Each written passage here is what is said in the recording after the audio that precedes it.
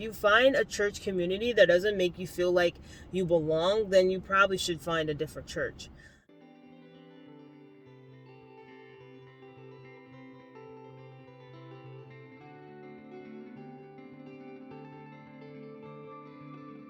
Hey guys, welcome back to my channel. In this video, we're going to be talking about 5 tips for finding a Christian community in your area.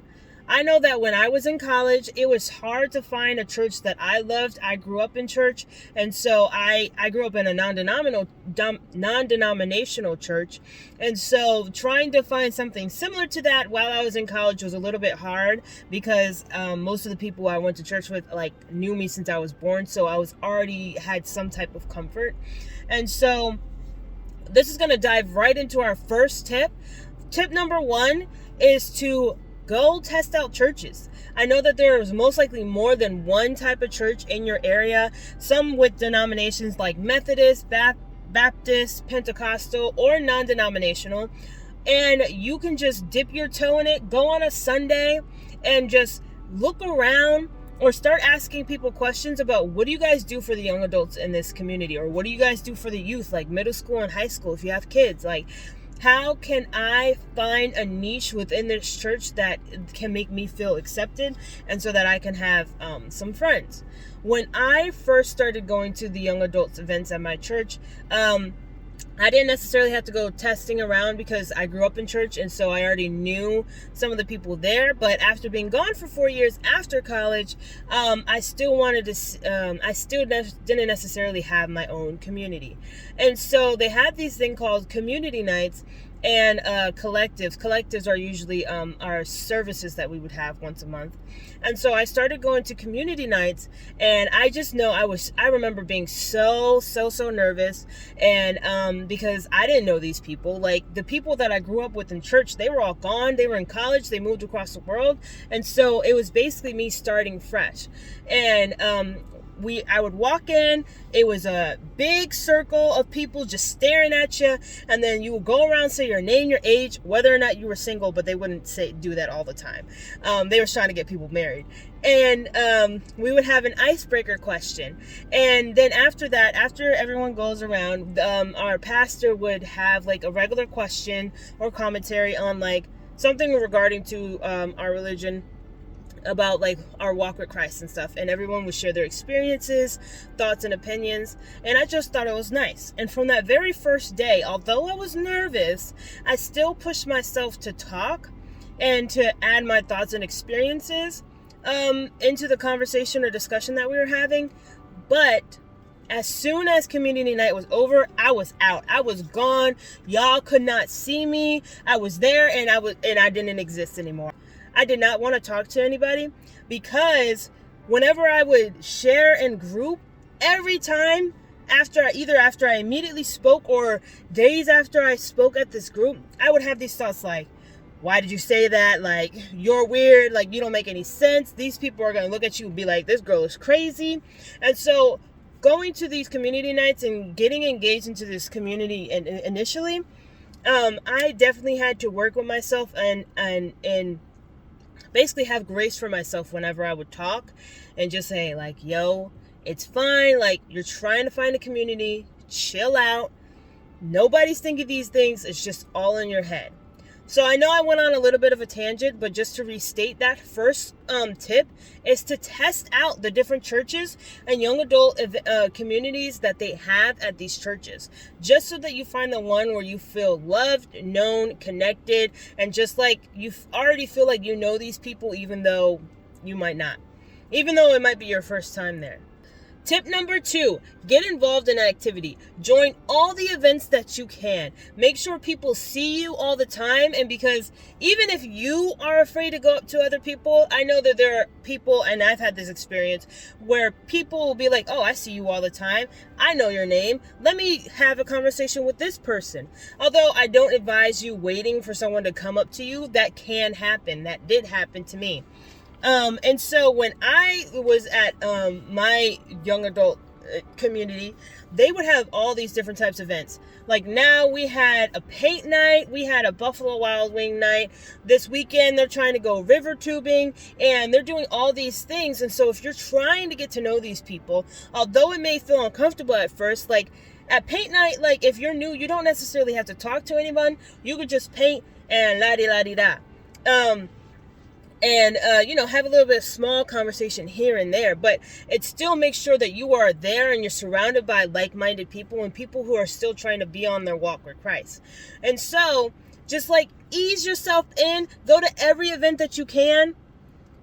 I ended up, I think, after like 6 months of coming to our community nights, I ended up just randomly joining the leadership team. And so now I was on leadership for the high school services. And so I was definitely, I had to talk more so I could figure out what I was doing. And so that also helped me build relationship with people in the young adult community. Tip number 3, get phone numbers. I know that seemed like from my introverted peoples, because I consider myself an introvert at times, although I can like flip-flop. Get cell phone numbers, because, I mean, even if you just get one, and text that person and be intentional. I think there's like this meme going around, or like this TikTok that like says, oh, like I have to suffer the consequences that my extroverted self made. Just do it. When you're feeling confident in yourself and you're feeling extroverted, get that cell phone number, make plans, and don't cancel them. I don't care how you feel in your introverted self time or whatever. Just try to follow through and build a relationship with that person or other people. I think a better way to do this, if you're too scared to do one-on-one, and something that I've been doing recently, is make a group chat. Try to get into a group chat and just plan bigger events, because doing a small group activity with 4 to 5 people is a better way to get to know people in your church, rather than doing one-on-one, because I feel like that's too much pressure. And then instead of doing those large group activities that the church probably already has planned, because the people who are already friends with each other would tend to stick with them. And so if you're with a group of 4 to 5 people, I feel like that's an easier way to ease yourself into forming relationships with these people. And then you'll probably be more confident to have one-on-one with the small group individuals that you were hanging out with. So I planned a bowling night, which was really fun. And afterwards we went to get ice cream, and it just helped me like form better relationships with people that I already knew, but I wanted to get to know better. Then I did one-on-ones, like I went to dinners multiple times with this one girl, Sabrina. I just saw her. We had a conference recently, and I was just like, this girl's amazing. Like, I want to hang out. And so I went to dinner with her, and then I invited her to bowling, and then I ended up going over to her house in the span of 2 weeks. And so like that happened real fast, but like now like we text and we support each other in her small business. She designs clothing. I feel like I'm doing a promo for her, but check her out on Instagram, shop Simply Sab. But that's how I started building friendships and forming a community. And then I think another thing that we're planning on going mini golfing, and I don't have my own apartment, but if you are fortunate enough in this economy at this time to have your own apartment, plan like a movie night or a game night. I would love to do that and just hang out with people. I love having small, intimate, and deep conversations with people, especially groups.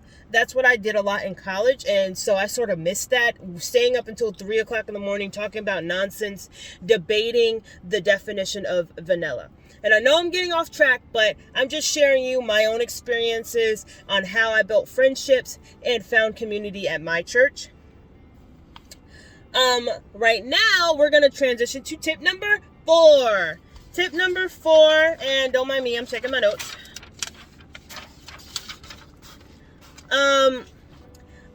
Another thing, I think this relates back to my last tip, but be courageous. And I know that may take some time. It took me about a year or so to actually try to, and I grew up in this church, which is wild, but it took me about a year or so to actually try to form relationships with people. I got phone numbers, but I never text anybody. So I have a bunch of phone numbers of people that I've never texted before. And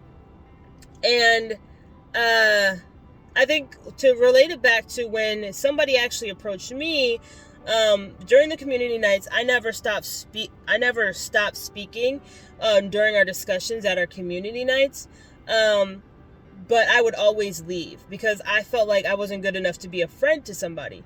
But people will come up to me and they said like, oh yeah, I agree with what you said. And like, I really liked your point, like afterwards, as I was trying to bolt out of there. And this one girl who I'm friends with now, she came up to me and she was just like, hey, like, I really like what you said. I think you're really a great person to be around. We have similar ideas. Like, here's my number. Like, let's hang out sometime. I really want to be your friend. And I'm the type of person who keep people like 2 arms length away from each other. And so if you ever meet her or see her, if she's ever on this channel, she will surely tell you how she had to like bust down my walls in order to be friends with me because I was not really open initially. Although I'm getting more and more open and confident in myself and in terms of having relationships. But sometimes that can happen. And that's a great way to form relationships with people because through her, I got to meet other people and I started to get invited to more events, even though like my introverted self came out. So if you make at least one friend, that's good to help you make other friends. At least let the goal be one. And tip number 5, believe that you are worth companionship and love. And I feel like this is a main thing.